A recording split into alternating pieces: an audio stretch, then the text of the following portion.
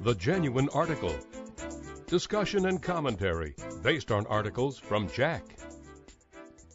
Hello, I'm Tony DeMaria, the editor of JACC, here with another edition of The Genuine Article. And usually I talk about research material in JACC. Today I'd like to talk about an editor's page I recently published, which was entitled Lies, Damned Lies, and Statistics. And this, of course, is taken from the famous quotation from Benjamin Disraeli, where he said there are three kinds of lies: lies, damned lies, and statistics. And this editor's page really addressed the increasing role of statistics in the medical literature. It's becoming more complex. Statistics are becoming more important, and they are playing a greater role in the proper interpretation of the conclusions that are drawn from the research data. Now, I've heard it said over the years many, many times that you can't really read the medical literature critically unless you've done some medical research yourself. And this is really referred, I thought, to issues like being able to assess the appropriate design of a study, the methodology, the analysis applied, and the conclusions drawn. But increasingly, that seems perhaps not to be enough, because the statistical analysis of the findings has become very, very important. Now, statistics have, for me personally, never been an inviting topic.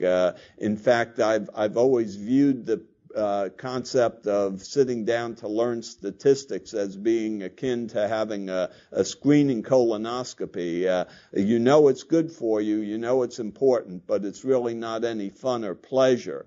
And in fact, I think for all of us, statistics have always drawn some skepticism. The quotation of Disraeli being an example. Mark Twain is very famous for having said that facts are stubborn things, but statistics are more pliable, indicating that statistics can be used not only to assess a hypothesis, but sometimes they can be used as a device to prove a hypothesis.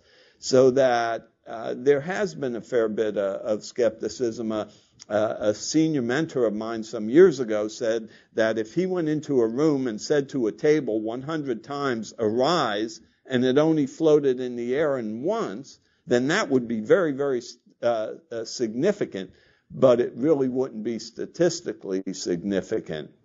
Now, the complexity of statistics and their importance has really put a new burden on readers. One has to determine whether or not the data justify the statistical analysis that's being applied, and then secondly, to deal with whether or not the statistical analysis has been applied adequately.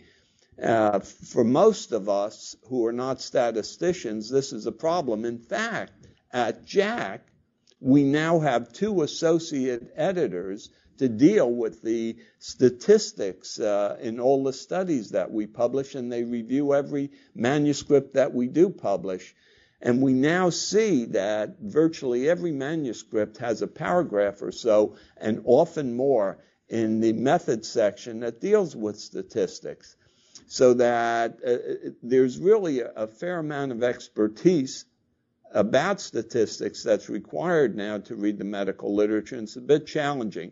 I've received a number of comments from readers of JACC saying that they thought that statistical techniques and analyses were being given undue importance and in fact were becoming a bit arcane.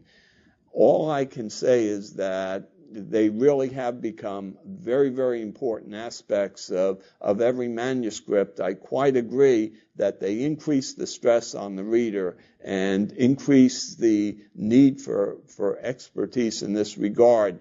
And as an editor myself and as a reader myself, all I can say is I sympathize with these comments. For the Genuine Article, I'm Tony DeMaria.